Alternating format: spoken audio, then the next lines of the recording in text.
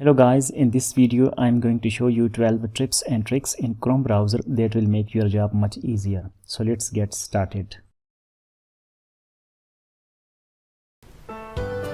Ctrl+T will open a new tab.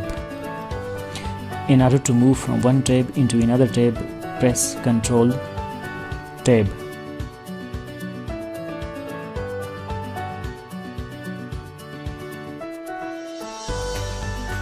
In order to close a tab, press Ctrl W.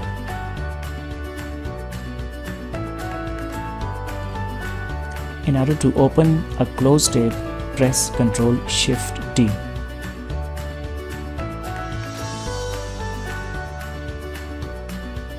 Ctrl++ will zoom in. For zooming out, press Ctrl-. For the bookmark, press Ctrl D. Fast forward a YouTube video by 10 seconds, press L.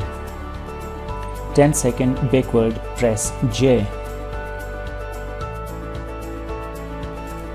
For muting a video, press M.